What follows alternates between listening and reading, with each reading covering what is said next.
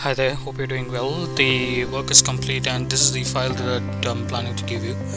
So do let me know if this is, as per your requirements. So I'll start with the data sheet and we'll proceed further from there. So to start with the data sheets, the salesperson, the customer, these two gets populated from the drop down that you have here. So basically if you change the names or add new items at the bottom, the drop downs will have new items, which means that the existing data what you select here will not be overwritten. So you may have to go ahead and reselect that information.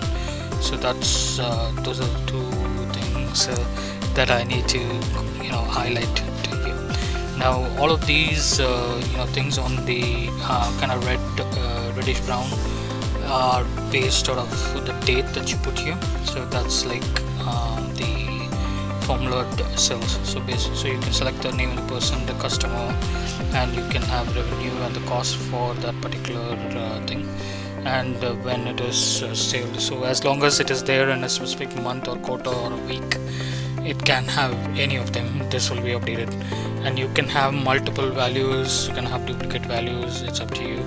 It's pretty straightforward. Forecasting wise, what I've done here is I've given all the customer names and the years here. So this particular information will get updated based on the whatever forecasting that you're going to do. So that is the thing. So basically this is the revenue part of it. So moving on with respect to the dashboard, so you can start with the salesperson trend. Please note that this when you change the data or add new data, first thing that you need to do is click on refresh, so that the data on the charts and everything gets updated based on the information that you have here. Okay, so that's the prerequisite first of all. Now all of these data are kind of let me connect this.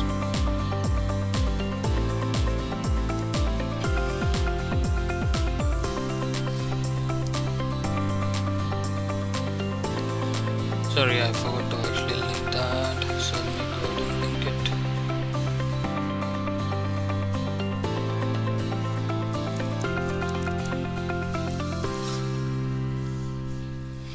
Okay, so to start with, let's say this is the total trend that you have for the salesperson. So when you change the name of the person, the names will automatically get updated and the information will automatically get updated here. So this one is the total revenue and the line is the cost. So that's pretty much how it is done.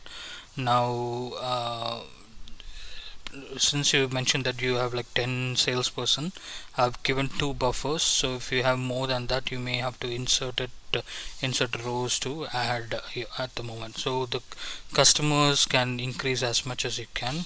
So that is the thing, and that particular chart is updated here. So to start with, so let's say you want, this is a kind of a very dynamic dashboard. Okay, so let's say you wanted to go ahead and see only for a specific month, you may choose to click on that. Sometimes it may look like just only one data, because in the data that you have you just have only one Jan, but if you have like more number of Jans in the row, this will have more number of information and the salesperson will automatically get updated and so on. So it's pretty what to say dynamic way of using things. So that's the thing that I wanted to highlight as well. So let's see, one moment. Okay, so that is the thing. So let's say you want to go and see for a specific week, you may choose to do that. And remember, we are selecting only 1 week and we have just sample data, and if you remove this particular information, the data will automatically get refreshed and so on. So let's say you want to go ahead and see for only half a month, I mean first half, so you can see the charts get updated. So let's say you have only 1 month, you can see that this is how it will look. So, and from here, let's say you wanted to go ahead and filter down onto a customer, you may choose to do that and it will give you that information. So if you wanted to clear the information, this will get updated. So that's your total revenue. This is your salesperson, and this one is your month-on-month cost and revenue. So that is that. In terms of the quarter revenue and the cost, that's right here. With respect to the week, this is right here.